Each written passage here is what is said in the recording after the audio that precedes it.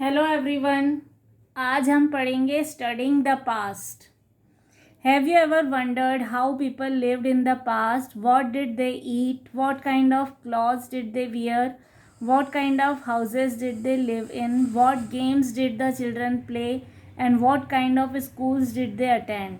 The study of history helps us to find the answers to all these questions. क्या आपने कभी सोचा है कि पहले के टाइम में लोग कैसे रहते थे, क्या खाते थे, किस तरह के कपड़े पहनते थे, उनके घर किस तरह के होते थे, बच्चे किस तरह के गेम्स खेलते थे, किस तरह के स्कूल्स में जाते थे? इन सारे क्वेश्चंस के आंसर्स हमको मिलते हैं हिस्ट्री की स्टडी करने से। History is the study of the past. Look closely at the word history. Does it contain another word? Yes, it does. The word story is hidden in it. So history is the story of people who lived in earlier times.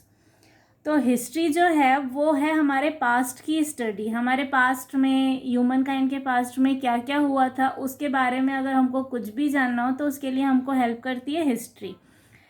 क्या आपने history word को कभी ध्यान से देखा है? इसमें आपको स्टोरी वर्ड छुपा हुआ मिलेगा। तो हिस्ट्री का मतलब होता है story of people who lived in earlier times. पहले के टाइम पे जो लोग रहते थे उनकी जो स्टोरी होती है उसको बोलते हैं history. Why study history? History is made up of events that occurred in the past. Sitting in a history period, many of you must have often wondered, why study history? History teaches us about the past, but why study about the past? The study of the past is important to understand the present. Since history is a continuous story of one event leading to another, the present cannot be understood without understanding the past. To know and fully understand the world we live in, we have to be aware of its past. History जो है वो उन event से बनती है जो past में हुए हैं। अब कई बार हिस्ट्री पीरियड में बैठे हुए आपको लगता होगा कि हम पास्ट इवेंट्स के बारे में क्यों पढ़े, हम हिस्ट्री क्यों पढ़े। अब हिस्ट्री जो है वो हमें पास्ट के बारे में बताती है, लेकिन पास्ट के बारे में जानना हमारे लिए क्यों ज़रूरी होता है? तो पास्ट के बारे में जानना हमारे लिए इसलिए ज़रूरी होता है कि ताकि हम प्रेजेंट को अच्छे से समझ पाएँ। हिस्ट्री क्या होता है? कंटिन्यूस स्टोरी होती है। एक इवेंट हुआ, एक इवेंट से दूसरा इवेंट हुआ, दूसरे इवेंट से तीसरा इवेंट हुआ और हम प्रेजेंट तक पहुँचे। तो हम प्रेजेंट में क्या है, यहाँ हम कैसे पहुँचे, ये सब समझने के लिए हमको हिस्ट्री को स्टडी करना पड़ता है। Time frame in history. History is generally divided into 3 time periods: prehistory, proto-history and history. History जो है उसको 3 टाइम पीरियड्स में डिवाइड किया गया है: pre history, proto history and history. The word history comes from the Greek word Historia which means learning और knowing bye inquiry. जो history word है वो ग्रीक वर्ड हिस्टोरिया से डिराइव हुआ है, जिसका मतलब होता है कुछ सीखना या इंक्वायरी करना या कुछ जानना. Prehistory. The prehistoric period is the time when writing had not been invented. Since there are no written records of this period, our knowledge of prehistory is based entirely on archaeology. To understand prehistory, archaeologists dig deep into the ground and dig out the remains of the past. These physical remains such as pots, jewelry, tools, coins, bones, etc. help them to know about the past.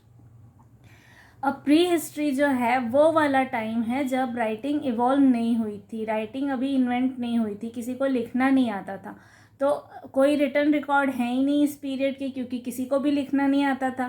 तो अब हमारा pre historical knowledge जो है वो कहाँ से आता है? तो वो आता है आर्कियोलॉजी. आर्कियोलॉजी जो है वो एक ऐसी ब्रांच है जिसमें कि ज़मीन की खुदाई करके उसके नीचे जो सामान निकलता है उससे ये पता लगाया जाता है कि उस टाइम के लोग कैसे थे, कैसे रहते थे, किस तरह के उनके गहने होते थे. तो आर्कियोलॉजिस्ट क्या करते हैं, वो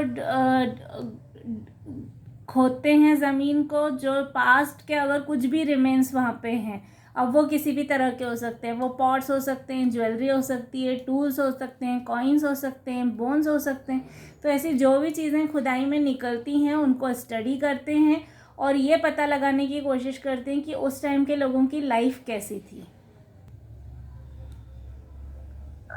Protohistory. The protohistoric period is the time for which we have written records.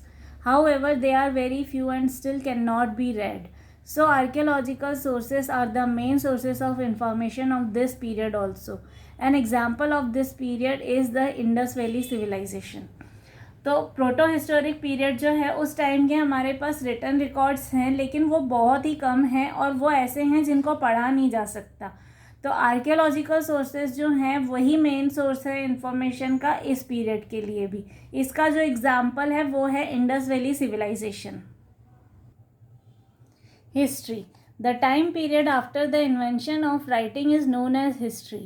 We have written records from this period. Early writing was done on rocks, pillars, copper plates, clay tablets, palm leaves, and on the bark of birch trees. Over the years, many of these evidences have been destroyed. The ones that remain, however, are a rich source of information. अब history जो है वो time period है जिस time पर writing का invention हो चुका था, लोगों ने लिखना सीख लिया था. तो बहुत सारे रिटर्न रिकॉर्ड्स हमको मिलते हैं इस पीरियड के. अब वो रिटर्न रिकॉर्ड्स हमको कहाँ कहाँ मिलते हैं? वो रॉक्स पे होते हैं, पिलर्स पे होते हैं, कॉपर प्लेट्स पे होते हैं, क्ले टैबलेट्स पे होते हैं, पाम लीव्स पे होते हैं, और बर्च ट्री की जो बाक होती है, जो छाल होती है, उस पे होते हैं.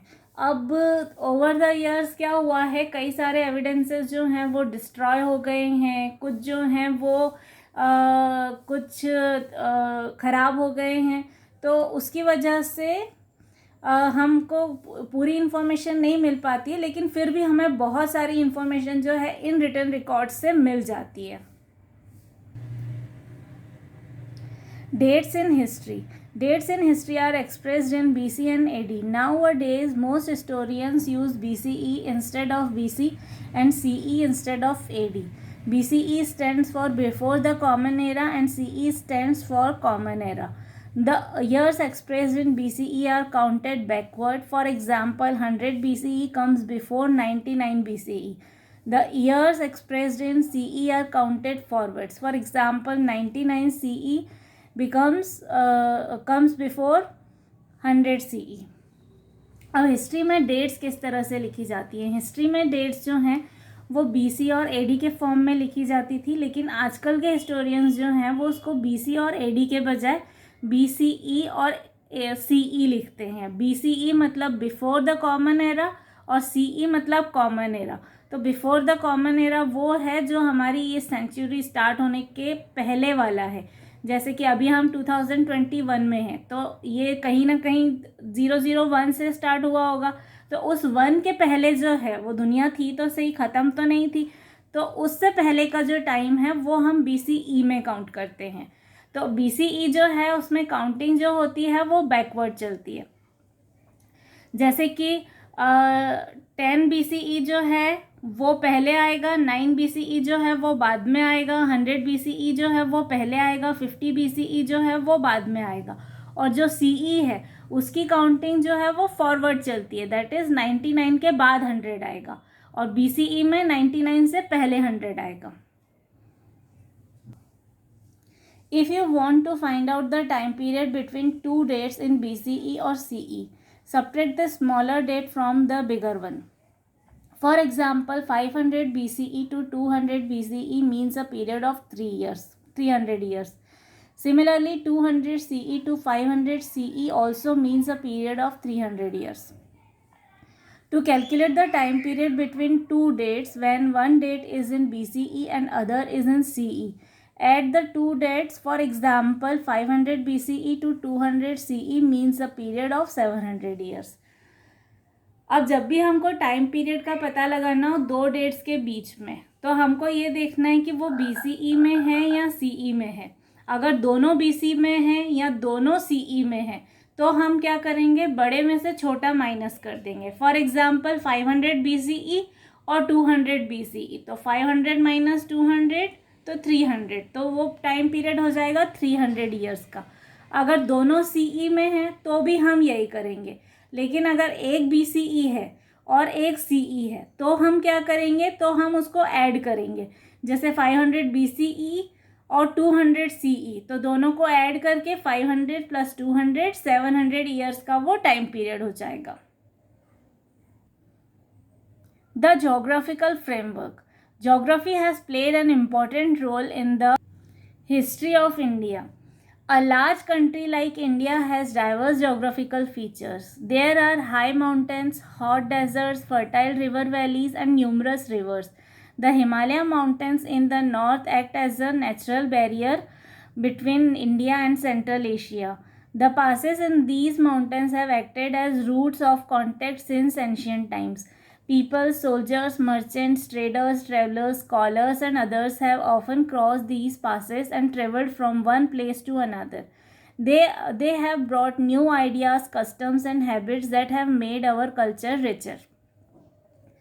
तो जोग्राफिकल फ्रेमवर्क जो है वो एक इम्पॉर्टेंट रोल प्ले करता है पर्टिकुलरली हमारे इंडिया की हिस्ट्री के लिए। अब इंडिया जो है वो एक बहुत बड़ी कंट्री है, वहाँ पर यहाँ पर बहुत सारे जोग्राफिकल फीचर्स हैं, जैसे कि हाई माउंटेन्स हैं, हॉट डेजर्ट्स हैं, फर्टाइल रिवर वैलीज़ हैं, बहुत सारी रिवर्स हैं। लेकिन जो हिमालय माउंटेन्स हैं नॉर्थ में हमारे, वो एज अ नेचुरल बैरियर काम करते हैं इंडिया और सेंट्रल एशिया के बीच में। और इन माउंटेन रेंजेस पे जो पासेस है, जो वहाँ से निकलने का रास्ता है, वो जो है उन्होंने एक्ट किया as a route of contact. पुराने टाइम में लोग इन्हीं पासेस से क्रॉस करके एक जगह से दूसरी जगह ट्रैवल करते थे। तो सोल्जर्स हैं, मर्चेंट्स हैं, ट्रेडर्स हैं, ट्रैवलर्स हैं, स्कॉलर्स हैं, उन सबको एक जगह से दूसरी जगह ट्रैवल करना होता था, तो वो इन्हीं पासेस को यूज़ करते थे। और ये जो ट्रेडर्स होते हैं, सोल्जर्स होते हैं, स्कॉलर्स होते हैं, ट्रैवलर्स होते हैं, इनकी वजह से कल्चर, ट्रेडिशन, कस्टम्स, हैबिट्स ये एक जगह से दूसरी जगह पर ट्रैवल करती हैं। और क्योंकि ये ट्रैवल करते थे इसलिए हमारे इंडिया का कल्चर जो है वो बहुत रिच है, क्योंकि वो लोग जब आते थे अपने साथ अपना ट्रेडिशन, अपना कल्चर, अपनी हैबिट्स लेकर आते थे। तो हमारा इंडिया जो है वो बहुत रिच हो गया in culture. The Indus and the Ganga plains are very fertile regions. So is the valley of river Narmada. These river valleys were areas where people settled first.